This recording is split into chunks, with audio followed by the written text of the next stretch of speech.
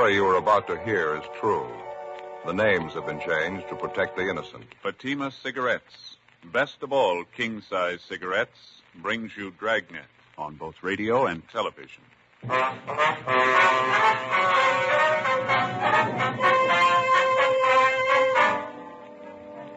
You're a detective sergeant.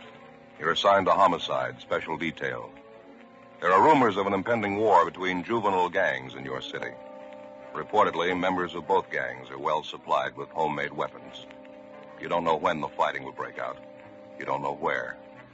Your job? Stop it. Fatima, America's first largest-selling blended cigarette, now king-size. See the difference, taste the difference, smoke the difference. And in Fatima, the difference is quality. See the difference. Fatimas are 21% longer. Taste the difference. Enjoy Fatima's extra mildness.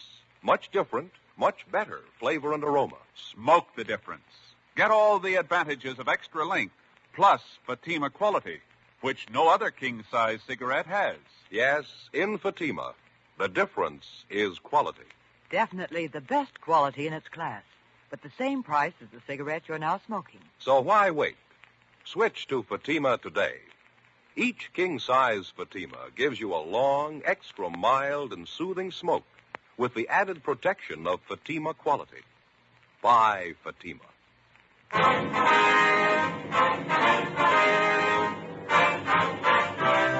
Dragnet, the documented drama of an actual crime. For the next 30 minutes, in cooperation with the Los Angeles Police Department, you will travel step by step on the side of the law through an actual case transcribed from official police files.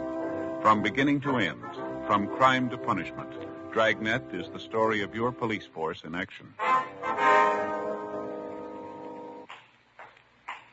It was Tuesday, October 14th. It was cloudy in Los Angeles. We were working a special detail out of Homicide Division. My partner's Ed Jacobs. The boss is Captain Lorman. My name's Friday. It was 1:18 p.m. when I got to 2015 East 1st Street, the second floor. Big Juvenile Division. Joe? Hi. What'd you find out? Nothing yet. Gardner had to go next door. He'll be back in a minute. Give us a rundown on the thing. Friday, Ed? Hi, Gardner. Hi, how you doing? Good to see you. How are things going downtown? Oh, not bad. A little slow. Here, you got problems. Lots of them. Captain brief you on any of it? No, he told us to check with you. You'd fill us in. Said maybe you could use some help. All we can get. We're sitting on top of a bomb out here. We don't know when it's going to go off. What's the pitch, Gardner? Juvenile gangs, 5 of them this time. The way we get it, they're ready for trouble, all of them. High school kids? Most of them. Some of them are in junior high. Well, how come 5 gangs? What are they planning, a free-for-all? It's a long story. They've been building up to this thing for months, all East Side kids. We hear it's supposed to be an open war. Mm-hmm. Here's a list of the different gangs involved. Thanks. You can see there, same crowds we've been riding herd on for the last couple of years. Uh-huh. We got the Purple Heart Gang, the Blue Devils, the Apaches, Happy Valley, Rose Hill. Here's the breakdown on each one of them. Hard to get exact figures, but we think it's fairly accurate. Mm-hmm. Purple Heart Gang, 26 members. Leader Harold Fry, age 17. Blue Devils, 18 members. Leaders Jack Holland, age 17, and Bertram Willis, 16. The Apaches, 22 members. Leader Robert Lawson, 17. They're supposed to be the strongest bunch. Well, Happy Valley Gang, 20 members. Leaders Roy Martin, 16, and Joseph Gomez, 16. Rose Hill Gang, 16 members. Leader Thomas Resnick, 18. yeah. Well, what's behind it, Gardner? I mean, the gang war that they're supposed to be planning. A lot of factors enter into it, I guess. It's my own idea. The Apache Gang's doing most of the promoting. What's the object, anyway? The usual big shot ideas some high school kids get. The Apaches figure they're going to run the whole east side. They've already scared the Happy Valley Gang and the Blue Devils into joining up with them. Well, how'd they manage that? I'd like to find out myself. Well, how about the other 2 crowds there, Rose Hill and the Purple Heart Bunch? The story I get is they won't come in with the Apaches. That's supposed to be the reason for the war. Either they join up with the Apaches or they fight them. That's the warning they got. Really playing it big time, huh? All the way. 16, 17-year-olds. They got gang lieutenants. They got their own cars, their own hideout. Some of them even have their girlfriends running with them, same age. None of them over 17. Where'd you get your information, Bill? Half a dozen kids. Most of them from the Blue Devils and the Happy Valley Gang. They were mixed up in a couple of after-school fights in Hollenbeck Park. The stories they gave us are enough to curl your hair. Yeah, how do you mean? About the big war they're going to have. One of the girls we picked up gave us most of it. 15-year-old. Says her boyfriend's one of the big shots for the Blue Devil. What'd she have to say? Talked about it like it was some kind of a game they were playing. Yeah. Said the Rose Hill and the Purple Heart gangs were teaming up so they could stand up against the other three. They've been getting ready for the war for 6 weeks. They're really organized. I don't get it. Who's doing the organizing? Who's promoting it? I got an idea about that. I'll get to it in a minute. Take a look at these over here. Yeah. Samples of the different weapons the gangs are getting together for the big fight. Crazy kids. Brass knuckles. Homemade saps, all kinds. Well, what's this here, Gardner? Have a look. Homemade stiletto. Good 6-inch blade. Kids are supposed to have dozens of them. Another one here. Look at this. Ice pick. Anything you can think of, you name it, we got it. It's going to be wholesale murder if we can't find a way to stop it. You been able to figure what the real trouble is, Bill? I got an idea, yeah. You asked about the gangs teaming up a minute ago. Yeah. We figure we got a young Hitler on our hands. A kid by the name of Robert Lawson. He's supposed to be the ringleader of the Apache gang. Moved in about a year ago from the Middle West. How much you know about him? Wrote a letter to the city he originally came from. Nothing but trouble back there. Bad juvenile record. We've talked to the boy a couple of times. His parents, too. Didn't do much good. Never had enough to file a petition on him and bring him to the attention of the juvenile court. We know he's responsible for a lot of the trouble we got, but he always has some other kid do it for him. Never does it himself. You think he's responsible for working up the gang war ideas, eh? We figure he's our biggest problem. We've tried everything to reach the Lawson kid and settle him down. Checked with the teachers at his school, the principal, vice principal. They can't handle him. They figure on expelling him if he doesn't straighten out. How about the other youngsters in these gangs? I mean, besides this Lawson boy here. We've got notifications out for them and their parents. They're supposed to be in here tomorrow night, 7:30. Maybe we can break Lawson's hold on these kids. Sure got me. What's the matter with this Lawson boy's parents? Don't they know what's going on? Can't they control him? We tried to talk to the parents. They think we're wrong. They're proud of the kid. He's got a high IQ. They think he's a natural-born leader. Oh, sure. Yeah. The mother says people just don't understand the boy. Or maybe you should have told them. Huh? San Quentin's full of people we don't understand. The following night, Wednesday, October 15th, the members and ringleaders of the various juvenile gangs, along with their parents, showed up at Hollenbeck Juvenile Division as requested. In questioning each of the youngsters, we definitely confirmed the reports we had of the impending gang war. The interviews also revealed that if and when the fighting did start, it would be more serious than we at first figured. For one thing, there were more youngsters involved than we thought. The gangs had been recruiting new members by the dozen in preparation for the street fights. For another thing, we found out the teenagers weren't carrying around 8-inch knives and brass knuckles just for show. If fighting started, they were ready and willing to use them. We weren't sure how much we could count on it, but after interviewing the parents and advising them how serious the situation was, they promised their full cooperation. Most of them agreed they'd maintain strict check on their youngsters and keep them out of all neighborhood gang activities. Some of the parents took a resentful attitude. They insisted the gangs were harmless. They accused us of picking on the youngsters. A few of the parents didn't even show up at the meeting. Among these were the parents of 17-year-old Robert Lawson, the boy who seemed to be promoting most of the trouble. The following morning, my partner Ed Jacobs and I drove out to his home and we talked with his mother. She was friendly but not too cooperative. I don't know how you say that, Sergeant. I appreciate you worrying about my boy, but I'm sure it's not as bad as you think. I don't mean to contradict you, Mrs. Lawson, but I'm afraid it is a lot worse than you think. It's what the other officers said, too, but you really don't have any proof, do you? I mean, if you idle rumors, you certainly can't accuse Robert on that basis. We're not accusing Robert of anything, ma'am. It's not the point. What we're trying to do is to head off the trouble before it starts. You were living in the Middle West before you came to Los Angeles, that right, ma'am? Yes, that's right, Nebraska. Well, wasn't your boy in some kind of trouble back there? Yes, but it didn't amount to anything. Could have been avoided so easily. They just didn't understand Robert. That was the whole trouble. Is he an only child, ma'am? Yes, just Robert. But he's not spoiled. I know it's a great temptation with an only child, but we didn't spoil him. Robert just isn't like that. Uh-huh. You allow him quite a bit of freedom, do you, ma'am? I mean, does he go out at night very often? Well, he is 17 years old, going on 18. Yes, my husband and I allow him to go out as often as he likes, as long as he keeps up with his studies. Robert's always done very well. Always tops in his class. Do you know where he spends his time when he goes out at night? He's usually down at the gym or at the library. You know that for a fact, do you? I trust Robert, if that's what you mean. If he tells me that's where he's going, I believe him. The mother can't believe her own son. Who can she believe? How about the company your boy keeps? You know any of his friends, Mrs. Lawson? Few, yes. There's the Miller boy and Jack Holland. They seem to be fine boys. Miller and Holland? Yes. There doesn't seem to be anything wrong with them. Well, there is, ma'am. What? Both of them have juvenile records. Both of them belong to your son's gang.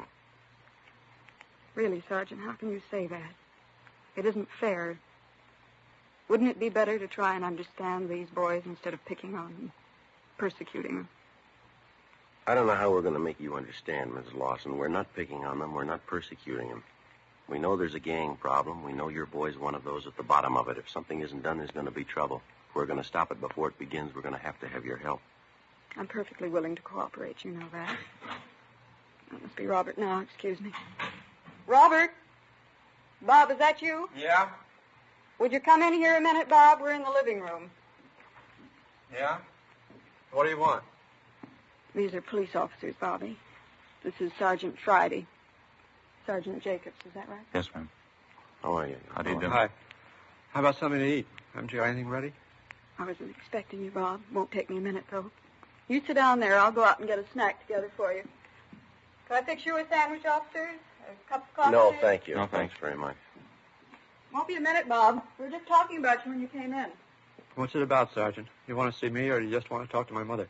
As long as you're here, we'd like to talk to both of you, Bob. I got to take off pretty fast. Just came home to get something to eat. What's it about? It's about Geronimo.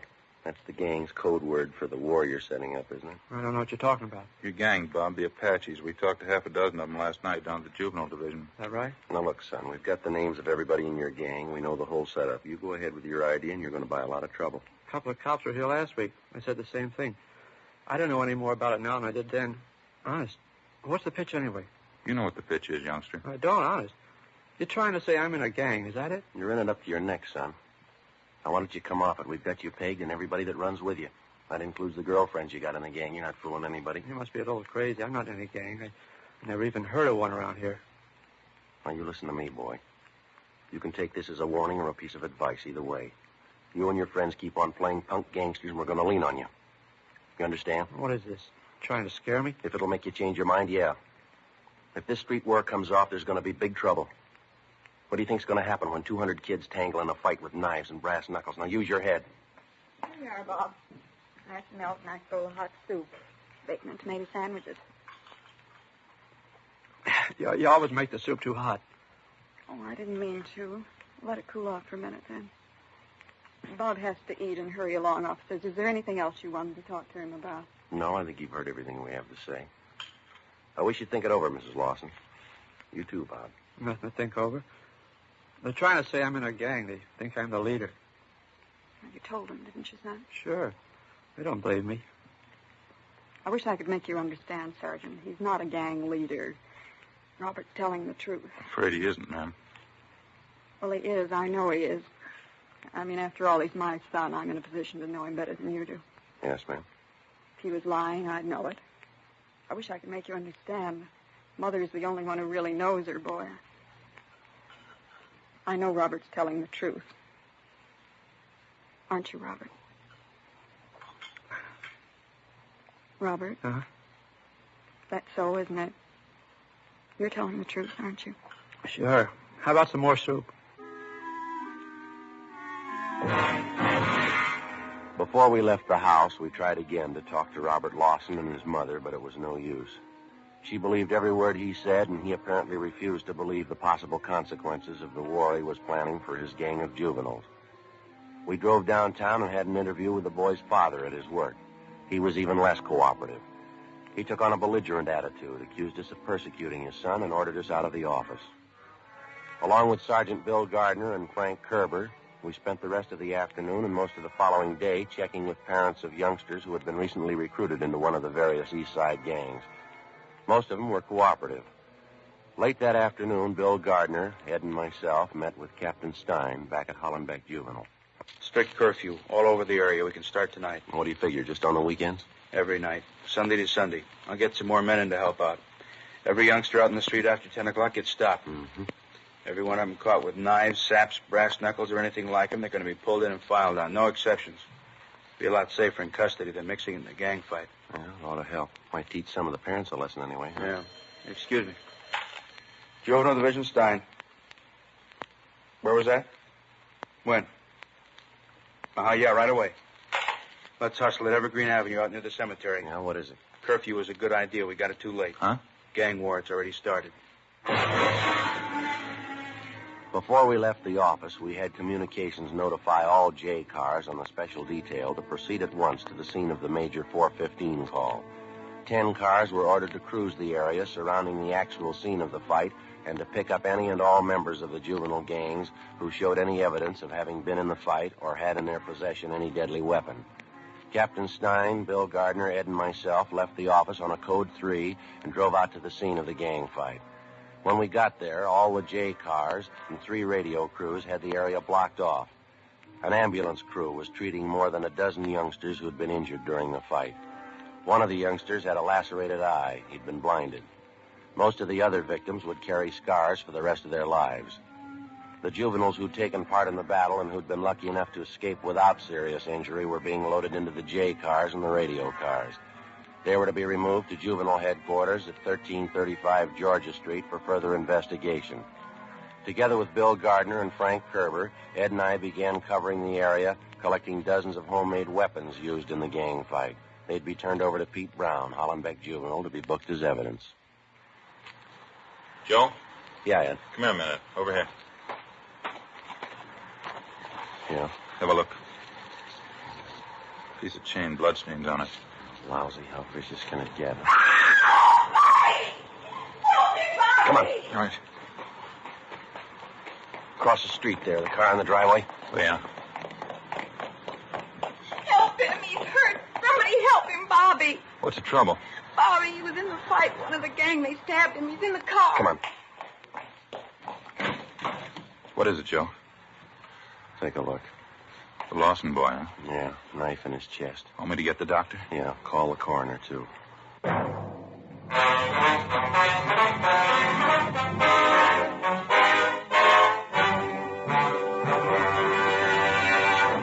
You are listening to Dragnet, authentic stories of your police force in action. Fatima, America's first largest-selling blended cigarette, now king size. See the difference, taste the difference, smoke the difference. And in Fatima, the difference is quality. Yes, you get all the advantages of extra length, plus Fatima quality, which no other king-size cigarette has. That's why week in, week out, year after year, more smokers are switching to Fatimas. 1950, Fatima sales higher than ever before in Fatima history. 1951, another record year. Fatima sales up and up.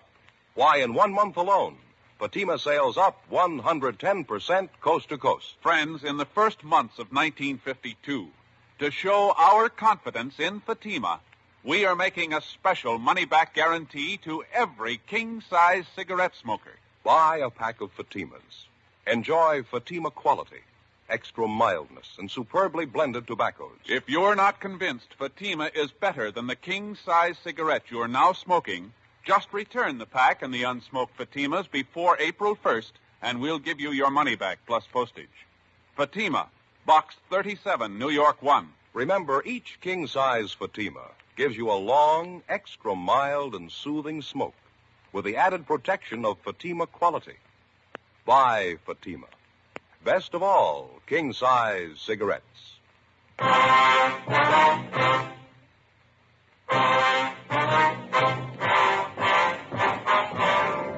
Thursday, October 16th, 5:35 p.m.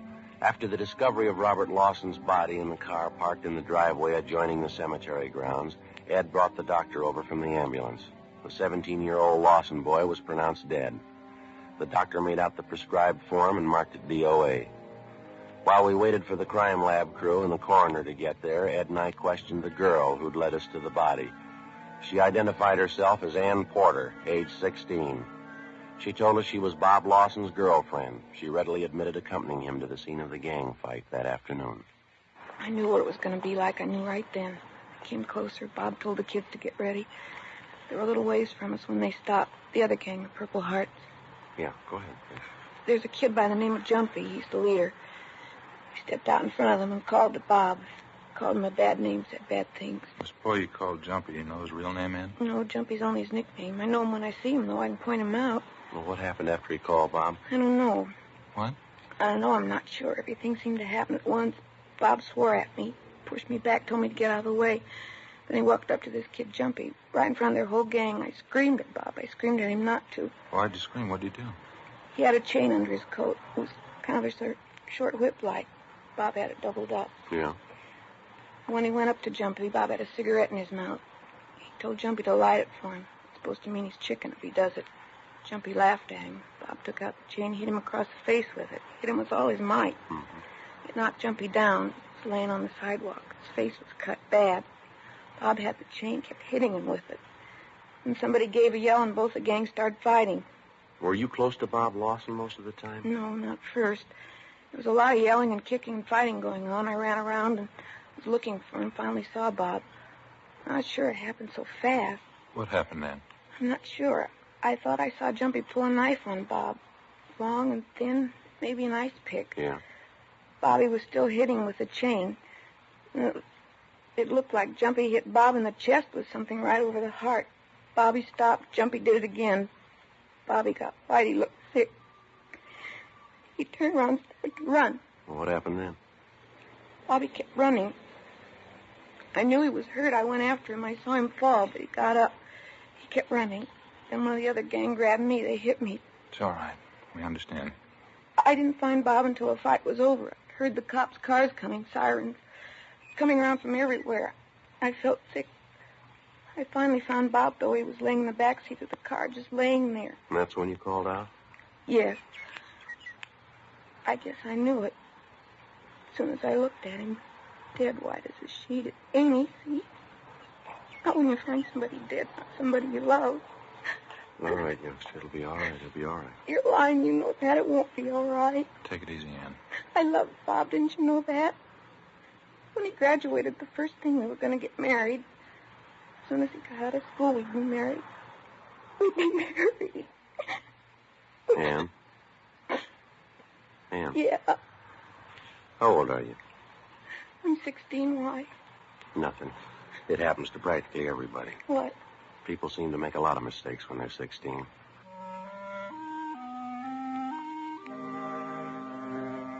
"6:30 p.m. The crime lab crew arrived, took pictures of the entire scene along with all physical evidence, and dusted the murder weapon, an 8-inch knife, for fingerprints. The coroner arrived, and after we'd completed our investigation, he removed the body to the county morgue. Along with a policewoman, we took Robert Lawson's girlfriend, 16-year-old Ann Porter, down to Georgia Street Juvenile Division to the assembly room. There, a special show-up was held of all the boys involved in the afternoon's fight. The Porter girl identified a 17-year-old by the name of Warren Stone, nicknamed Jumpy, as the boy who'd stabbed Robert Lawson to death. At least a dozen other subjects in the case identified the boy by his nickname, Jumpy.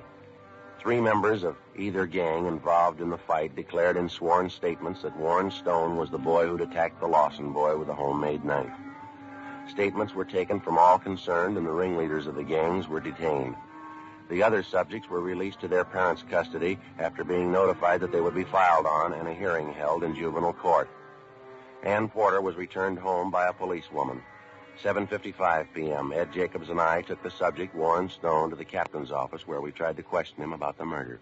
He refused to say anything. I told you the truth. I told you the whole story. I don't have to tell you again. We're pretty sure you didn't tell us the truth, Warren. We know you tangled with Bob Lawson in that fight this afternoon. No, I didn't. We've got statements from a dozen kids, son. They say Lawson had a piece of chain. He kept slugging you with it. They say you pulled a knife and stabbed him. How do they know? A lot of kids there had knives. Anybody could have stabbed him.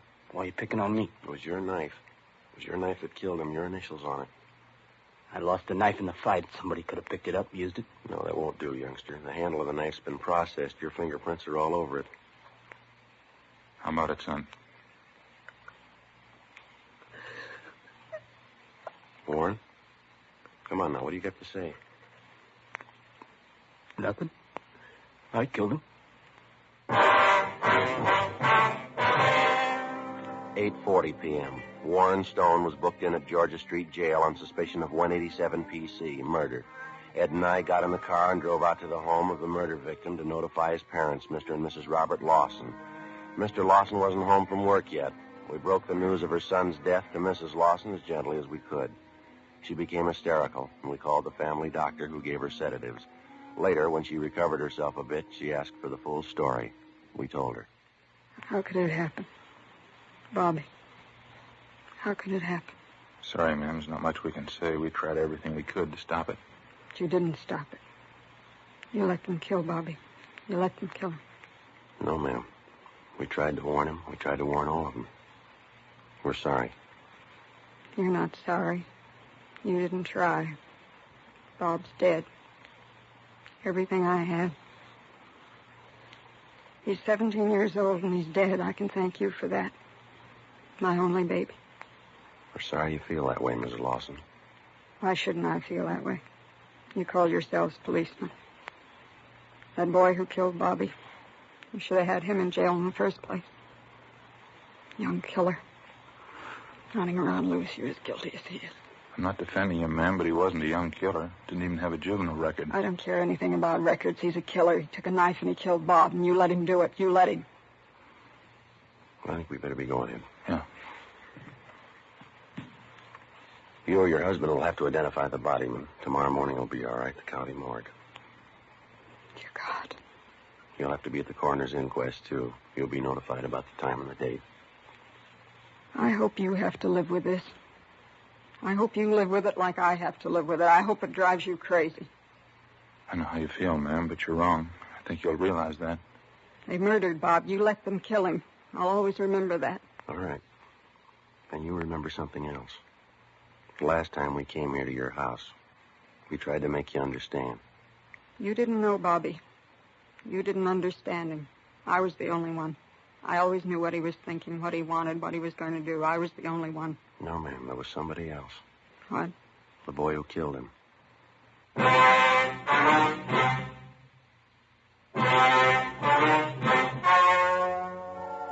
The story you have just heard was true. The names were changed to protect the innocent. On November 7th, the hearing was held in Juvenile Court, Department 38, City and County of Los Angeles, State of California. In a moment, the results of that hearing. And now, here is our star, Jack Webb. Thank you, George Fenneman. Friends, just as a hobby, I've been collecting early jazz records, blues and two-beat music like Leon Bix-Beiderbecke used to play, and, of course, just about everything Benny Goodman has done. I've always tried to build my collection on quality. Now, in my opinion, that's the only rule to follow in choosing a king-size cigarette. Choose for quality. Believe me, I know that's what you'll find in Fatima. I know because I smoke them. If you haven't, here's what I'd like you to do. Get a pack tomorrow and compare them. When you see the difference, taste the difference, and then smoke that difference, I'm convinced that you'll switch to Fatima. Because in Fatima, the difference is quality. Each king-size Fatima gives you a long, extra mild and soothing smoke with the added protection of Fatima quality. Next time, buy Fatima. Best of all, king-size cigarettes.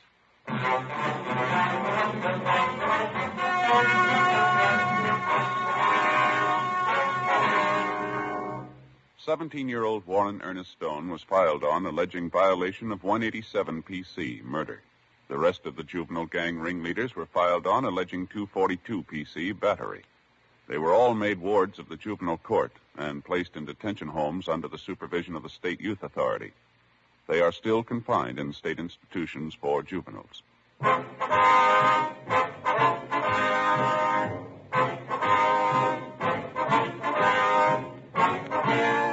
You have just heard Dragnet, a series of authentic cases from official files. Technical advice comes from the Office of Chief of Police W.H. Parker, Los Angeles Police Department. Heard tonight were Barney Phillips, Charles Smith, and Eddie Firestone. Script by Jim Moser. Music by Walter Schumann. Hal Gibney speaking.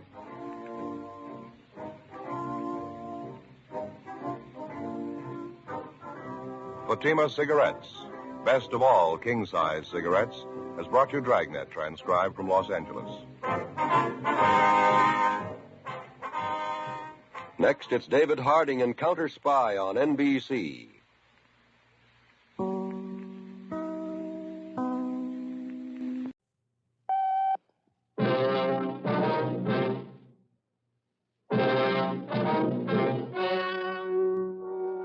The story you are about to hear is true. The names have been changed to protect the innocent. Fatima Cigarettes, best of all king-size cigarettes, brings you Dragnet on both radio and television.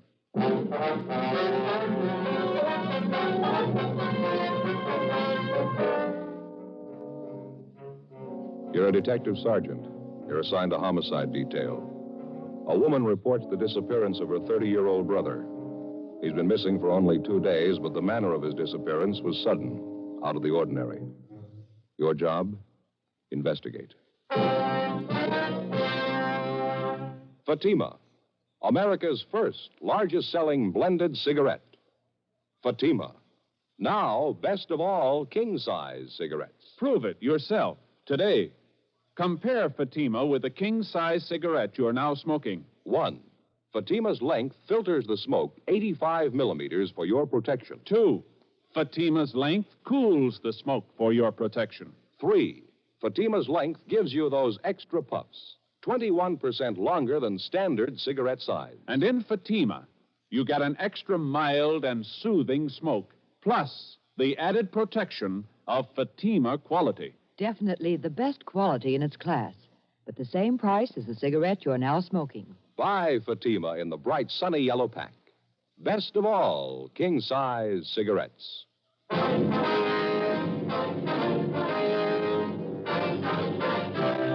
Dragnet, the documented drama of an actual crime. For the next 30 minutes, in cooperation with the Los Angeles Police Department, you will travel step by step on the side of the law through an actual case transcribed from official police files. From beginning to end, from crime to punishment, Dragnet is the story of your police force in action.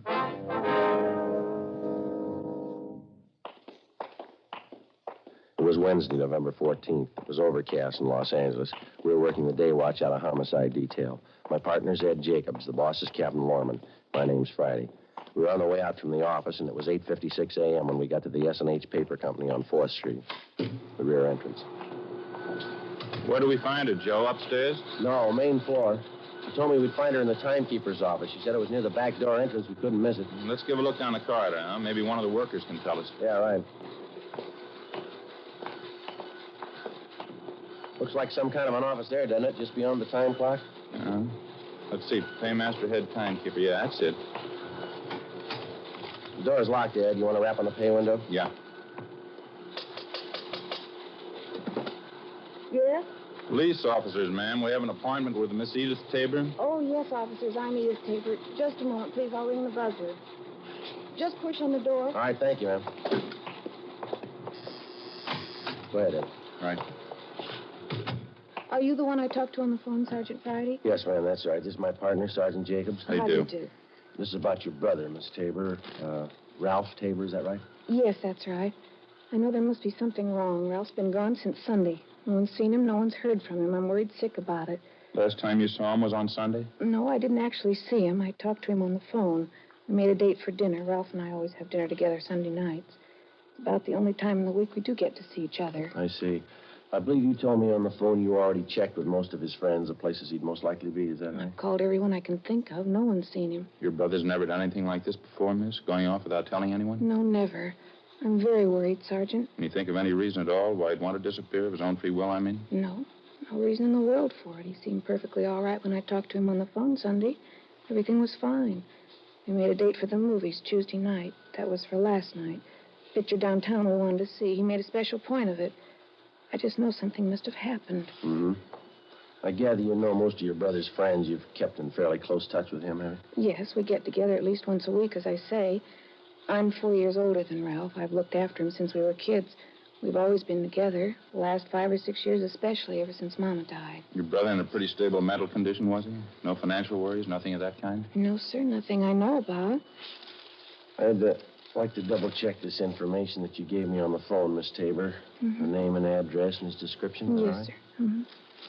The full name, Ralph Lawrence Tabor, 14316 Almaden Street, male, white American, occupation, interior decorator. Is that it? Yes, that's right. Height, 5'11", 155 pounds, dark blonde hair, gray eyes, fair complexion, birthmark on left side of neck. Yes, that's all correct. Your brother in the habit of carrying large sums of money around with him, do you know? No, not that I know of. He has a good job. He's not getting rich at it, though. I don't think I've ever seen Ralph with more than $20, $30 on him at a time. Uh-huh. Who was the last person to see him, miss? You any idea? Well, I talked to Ralph's landlady. She told me she saw Ralph and this friend of his, Andy Howard, going into Ralph's apartment. That was about 6 o'clock Sunday night. Ralph was supposed to meet me at 7:30, never showed up. Now, this friend of your brother's, Miss Tabor, this Andy Howard, are you acquainted with him? Yes, but I don't know him too well. I only met him 2 or 3 times. He lives in the apartment house next door to Ralph's, so the two of them were friends in the Navy together during the war. Good friends. You tried to get in touch with this Andy Howard? Yes. I called Ralph's apartment when he didn't show up for our dinner date Sunday night. There wasn't any answer, so I looked up Andy's number in the phone book and called him. Mm-hmm. Was he at home? Yes. Tried to talk to him, but it didn't do much good. Strange. How's that? He pretended he didn't even know me. After we finished our interview with Edith Tabor, Ed Jacobs and I started out to double-check with all the known friends and associates of her brother. We talked to his employer and the people he worked with. None of them had seen him subsequent to 6 o'clock Sunday night. None of them could think of any good reason why he suddenly would want to pick up and leave his job and friends. The people he knew outside of his work told us the same thing. Nobody could explain it. Along the way, we inquired about Ralph Tabor's friend, Andy Howard. Most of the people we talked to knew him as a close friend of Tabor's. We checked at Howard's place of employment, but they told us he hadn't shown up for work since the previous Friday. We drove to Howard's apartment, checked with the manager, and he said that Howard had moved without notice late Sunday night. We crossed over to the apartment house next door, where Tabor lived, and talked to the landlady, a Mrs. Higbee. She corroborated the story we'd gotten from Tabor's sister that Andy Howard was last seen entering Tabor's apartment at about 6 o'clock Sunday night. Tabor was with him. Mrs. Higbee was sure of that. She showed us up to the 3rd floor to Ralph Tabor's apartment. The 2 rooms and the adjoining kitchenette were immaculate. There wasn't a thing out of place. Need us a pin, Joe, not a thing out of order. Yeah, it's the same in the bedroom. Say, Mrs. Higbee, Yes, Sergeant. do you provide maid service with the apartments here? No, we don't. We've been thinking about it, though. Haven't quite made up our minds. Such a task, getting good, competent help these days. And the tenants are responsible for the entire upkeep, huh? Yes. Everything but painting, wallpapering, things like that. Doesn't Mr. Tabor keep things spotless? Just spotless? Yes, ma'am. There's just one thing I wanted to ask you about. It's over here by the window. Yes. Now, this wire here, apparently an aerial connection for a television set. Looks like... Yes. Mr. Tabor does have a television. Why? Well, I don't notice a set anywhere in the apartment. Would you happen to recall if he sent it out for repairs, anything like that? No, not that I know of. Besides, this doesn't seem like Mr. Tabor at all. How do you mean, Miss Higbee? Well, he's always so neat, fastidious. The end of that wire there looks like it was torn off the connection, doesn't it? Along the windowsill, too. Isn't that terrible? Fasteners for the wire ripped right out of the woodwork. That certainly doesn't seem like Mr. Tabor. Mm-hmm. Anyone else besides him have access to this apartment, ma'am? No one that I know of. No one besides myself, I mean. I have duplicate keys to all the apartments. Oh, I just happened to think. Yes, ma'am? If a repairman did move the set out, it's possible my houseboy might know about it. Sam, that's my houseboy. How would he know about it? Well, it's a rule of the house. All furniture, heavy things like that, they have to be taken down in the freight elevator. It opens right onto the alley in back of the building. It's very handy. Yes, ma'am. Sam's the only one who operates that elevator. That's why I say it's possible he might know about it. Would you like to have me ask him? I wonder if you would, please. Surely. It won't take but a minute, and I'll be right back. Thank you, Miss Higgins. Joe, you want to have a look over here? Yeah. What do you got? This wall bed here. I tried to pull it down. It's stuck. Mm-hmm. Stand right here. Oh, over here. Mm-hmm. See if you notice anything. Yeah, I do. You want to give me a hand? See if we can't get the bed down? Yeah. Push in on your side there. Okay. That's it. Okay. It's coming down now. Good Lord. Yeah.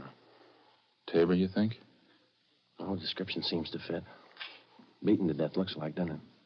Something sticking out under the bed covers there. Yeah, it's a claw hammer. Stains all over it. Vicious. Guess a killer wanted to make sure. It's one of the worst I've seen. Feel sorry for the sister. She was pretty close to him. It's going to be tough on her. No tougher than it was for him. 2:38 p.m. We phoned the office, told them what we'd found, and then we put in a call for Lieutenant Lee Jones and the crime lab crew. While we were waiting, we questioned the landlady again, Mrs. Higbee. She said her houseman, Sam, told her he knew nothing about a television set being moved out of Ralph Tabor's apartment. However, it was possible somebody could have taken the set down in the main elevator late at night without being seen. Mrs. Higbee also told us that Tabor had a car. We checked the apartment garage, but it was gone. All Mrs. Higbee could tell us was that it was a late model car and that Tabor often loaned it to his friend, Andy Howard. Sergeants Al Shambra and Joe LaMonica from Homicide arrived, and together the four of us interviewed the employees and the tenants in the apartment building. They gave us little or nothing at all. A few minutes before 3 p.m., the crime lab crew showed up and started their preliminary investigation. We put in a call for the coroner.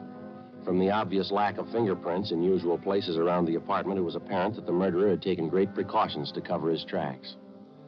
3:35 p.m., the deputy coroner arrived, and after the preliminary investigation was finished, the body was removed to the county morgue.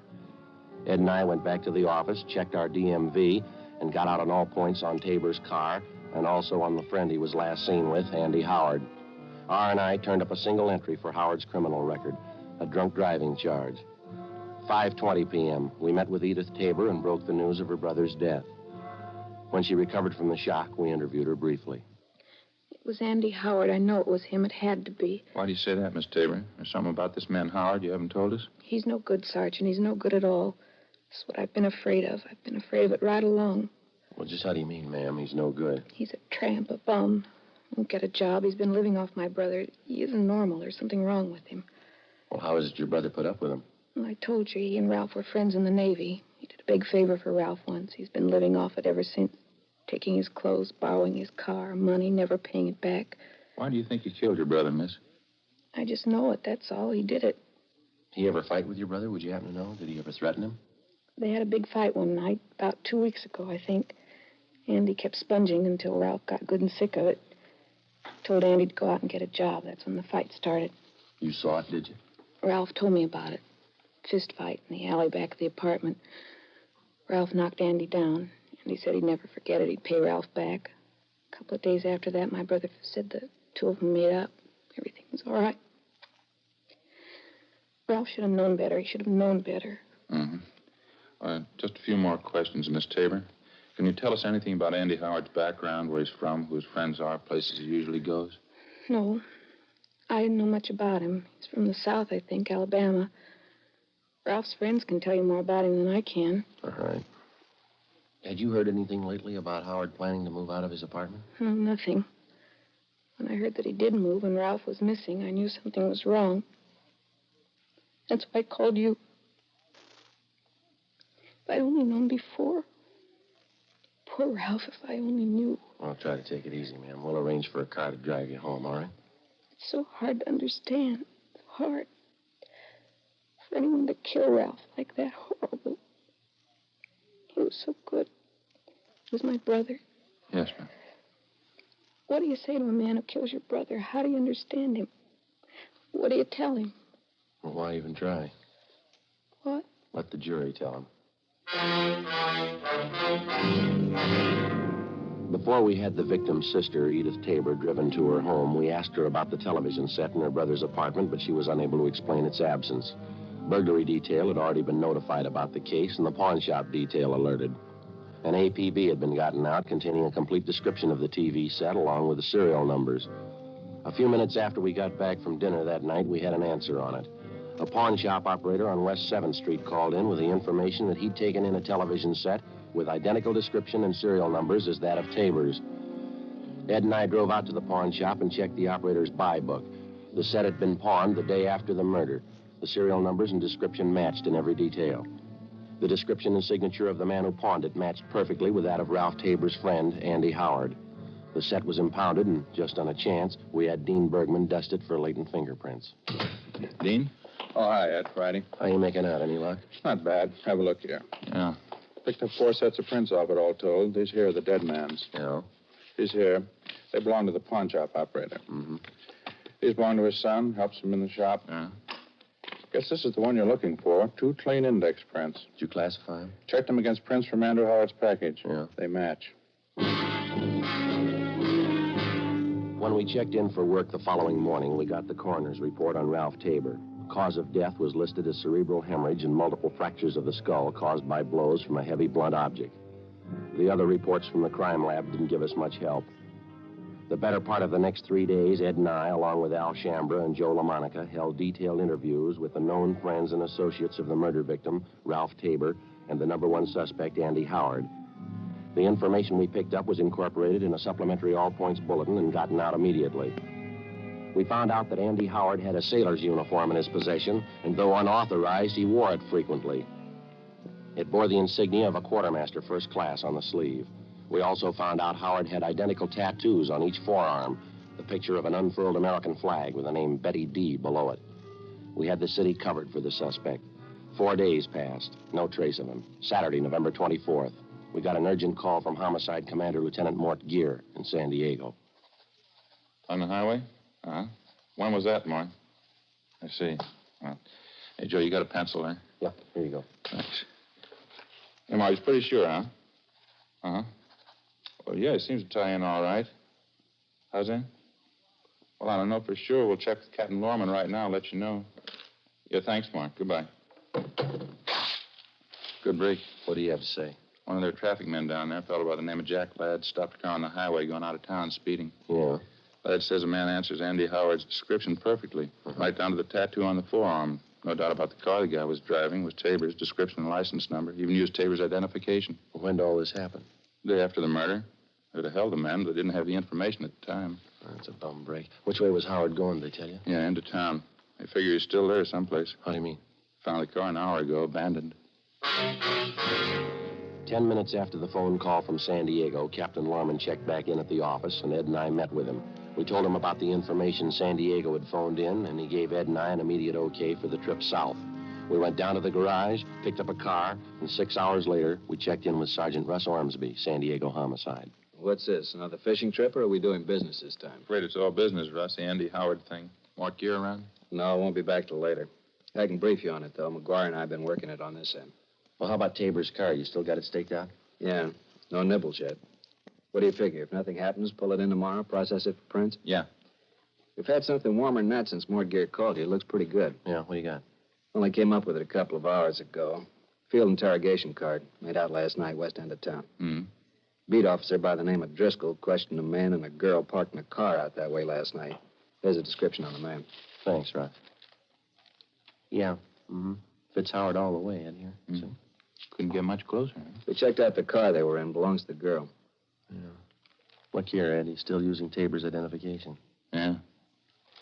All right, where's it go from here, Russ? You got this Andy Howard spotted? No. Beat man Driscoll, he didn't know the guy from Adam. Yeah, well, where's that leave us? The girl Howard was with. Driscoll knew her. We contacted the beat officer, Driscoll. The girl who'd been spotted sitting in a parked car the night before with murder suspect Andy Howard was identified as Helen McClung, a waitress in a downtown cocktail bar. A stakeout was placed in her apartment, and she was brought in for interrogation. Well, he's not a good friend of mine. I don't know where he lives. Don't know what he does. I hardly even know him, Sergeant. You were out for a drive with him the night before last, that right? Sure, I don't deny that. We went out for a ride. That's all there is to it. You sure you don't know where this man lives, Helen? Not exactly, no. He's staying at a hotel downtown, I think. We went for a ride, and I dropped him off at the bus line. That's all there was to it. Do you expect to see him again? You have any dates with him in the next couple of days? No. Tell you the truth, I thought I had a date. Didn't work out. Nothing ever works out. Phoned this morning, called it off. Tell you why? I gave some lame excuse. I found out the real reason, though. What's that? You mind telling us? No, I don't mind. Got a date with my girlfriend instead. Claire Peterson. Burned me up a little, but I don't mind. Well, where's your girlfriend live, Helen? You mean Claire? Out on Rose Avenue, 1500 block. I'm not sure, though. Is he going to pick her up there? I guess so. Why? When's the date for, do you know? Yeah, tomorrow night.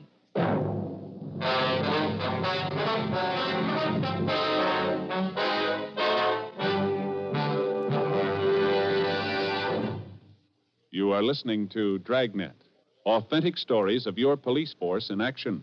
Compare Fatima with your present king-size cigarette. Yes, compare Fatima with the king-size cigarette you are now smoking. 1. Fatima's length filters the smoke 85 millimeters for your protection. 2. Fatima's length cools the smoke for your protection. 3. Fatima's length gives you those extra puffs, 21% longer than standard cigarette size. And in Fatima, you get an extra mild and soothing smoke. Plus, the added protection of Fatima quality. Friends, to show our confidence in Fatima, to convince you quickly, dramatically, that Fatima is the best of all king-size cigarettes, we make this money-back guarantee. Buy a pack of Fatimas. Enjoy Fatima quality, extra mildness, and superbly blended tobaccos. If you're not convinced Fatima is better than the king-size cigarette you're now smoking, just return the pack and the unsmoked Fatimas before April 1st, and we'll give you your money back plus postage. Fatima, Box 37, New York 1. Remember, each king-size Fatima gives you an extra mild and soothing smoke, plus the added protection of Fatima quality. Switch to Fatima today. Best of all, king-size cigarettes.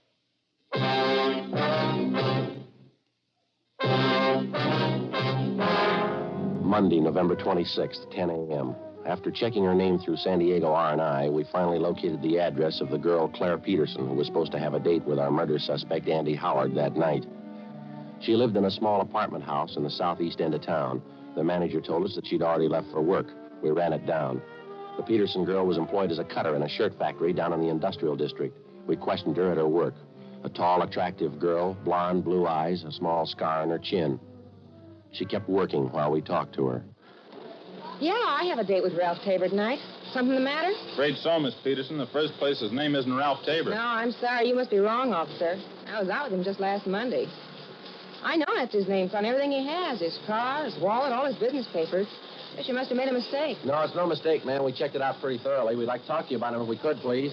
Well, there's not too much to tell. I just met him Monday night. I was with my girlfriend, Helen. He wanted to go out with me, so I made a date. I didn't think there was anything wrong. You said he's to meet you at your apartment, Miss Peterson. Did he give any specific time when he'd be there? 8 or 8:30, he said. Hey, what's wrong? Do you know? There's something wrong with the man. I ought to know, don't you think? We want him for questioning, ma'am. You any idea where he lives? No, I haven't. One of the hotels downtown, I think. 5th Street or 6th Street. I wouldn't know for sure. Why do you want him? Can't you tell me, please? We believe he's committed a murder, Miss Peterson. Matter of fact, we're sure of it. What do you want me to do? If he calls up before your date tonight, don't do anything to discourage him. Tell him to meet you. If he wants to postpone the date, try and make him come tonight. If you can't do that, try and find out where he's staying. Don't let him know we talked to you. Well, all right, I can try. You'll be there when he comes to my apartment, I mean. Yes, ma'am. We'll be there. You'll be protected all the way. Well, what do you do? Ma'am?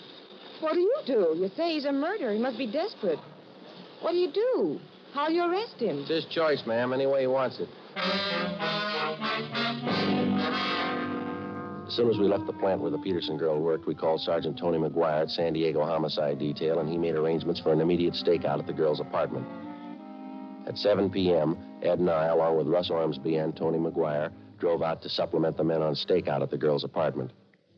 8 o'clock, 9, 9:30, 10 p.m., still no sign of the suspect. At midnight, our relief team showed up, and we headed back for the office. When we got there was a bulletin from the Highway Patrol reporting that earlier that night, a man partially identified as Andy Howard had been seen heading north from San Diego on U.S. Highway 101 toward Los Angeles. We got Captain Lorman on the phone, briefed him on the latest developments, and told him that photographs of the suspect had been distributed to all officers. The next 10 hours failed to turn up anything new. San Diego officers continued to cover their end. 11:15 p.m. the next day. We drove back to Los Angeles and reported in at homicide. There was a note in the book from Lorman asking us to check in early the following morning, so Ed and I signed out and went home to get some sleep. The next morning, 1:45 a.m.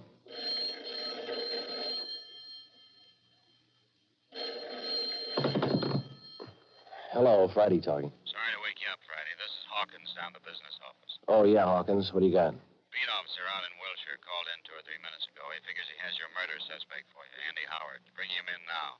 Well, what about identification? He checked that over? No identification. He's wearing a sailor's uniform. What about insignia, his rating? Quartermaster first class. After I hung up, I phoned Ed, got him out of bed, and the two of us drove down to the office where we picked up the suspect and took him to the interrogation room. During the interrogation, we found a wallet concealed on his person. It contained a driver's license, credit card, and half a dozen other means of identification. All of them were made out to Ralph Tabor. After an hour of questioning, he'd still admit nothing. He sat hunched over in his chair, tearing an old envelope into small pieces and dropping them on the floor in front of him. This'll make the 10th time I told you. I don't know what happened to Ralph. I didn't take his car or his television set. I didn't leave the city. I wasn't in San Diego last week. Now, if you don't believe me, you prove I'm lying. We didn't pull you in on the guess, Andy. We'll prove it. You mind telling me how? We got 3 people on their way in here right now. Ralph Tabor's sister, his landlady, a man by the name of Sims, pawn shop dealer. Mean anything to you? My word against theirs. 3-1, mister. They got the odds in their favor. Look, why don't we straighten this out once and for all? You think I killed my friend Ralph. Why? Explain it to me. Why should I kill him? Look, I wouldn't know, Andy. Maybe you'd like to tell us. His sister says he was pretty good to you. She was good to me. I guess she didn't tell you what I did for him overseas when we were in the Navy together. No, she didn't tell us. She wouldn't. Stupid women. I haven't found one of them worth anything. Frustrated. She needs a husband. That's her trouble. She claims her brother was paying the bills for you, Andy. He gave you clothes, money, his car. She says you were living off of him. Lousy woman. That's all the thanks I get for all I did for Ralph. I borrowed a few dollars, yeah. That's all. Kept throwing it up to me, him and his sister, after all I did for him. What are you trying to say, Andy? Could have been different, Ralph and me. What do you want me to say? Did you kill him? Did you kill him, Andy? You can't explain it that way. It's not as simple as that. It isn't? No, it's all mixed up together. It's complicated. It's not simple at all. I mean, with your best friend especially. It's more of a mistake. I mean, morally, I didn't mean to kill him. I just did. It's a mistake. Terrible mistake. You want to give us a statement, Howard? The stenographer will take it down. Oh, yeah, all right, in a minute. Just want to make sure you understand. I mean about Ralph. And all I did for him. Yeah. No gratitude at all. You blame me? I mean, after all I did for him, you blame me? Well, you should have remembered, Andy, about gratitude. Yeah? Doesn't mean much when you have to ask for it.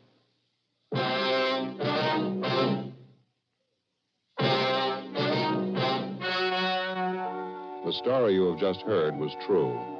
The names were changed to protect the innocent. On February 4th, trial was held in Superior Court, Department 89, City and County of Los Angeles, State of California. In a moment, the results of that trial. And now, here is our star, Jack Webb. Thank you, George Fenneman. Friends, you've been listening to Dragnet for the past 28 minutes. Now, it'll take you less than 28 seconds to prove that Fatima is the best of all king-size cigarettes. Just compare Fatima with the king-size cigarette you're now smoking. Fatima filters the smoke through a long distance of 85 millimeters. Fatima's length cools the smoke for your protection. Fatima's length gives you those extra puffs, 21% longer than standard cigarette size. And in Fatima, you get an extra mild and soothing smoke, plus the added protection of Fatima quality. Prove it today. Buy Fatima.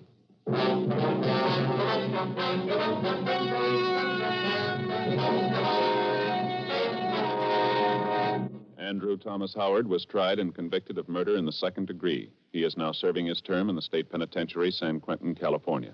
Second-degree murder is punishable by imprisonment from 5 years to life.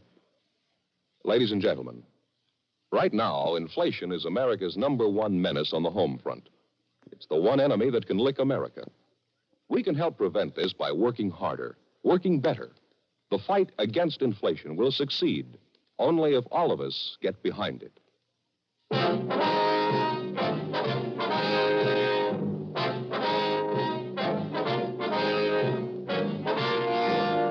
You have just heard Dragnet, a series of authentic cases from official files. Technical advice comes from the Office of Chief of Police W.H. Parker, Los Angeles Police Department.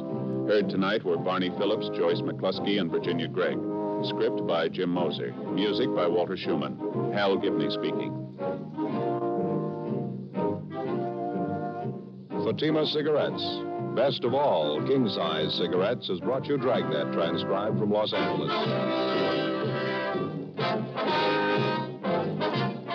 Next, it's David Harding and Counter Spy on NBC.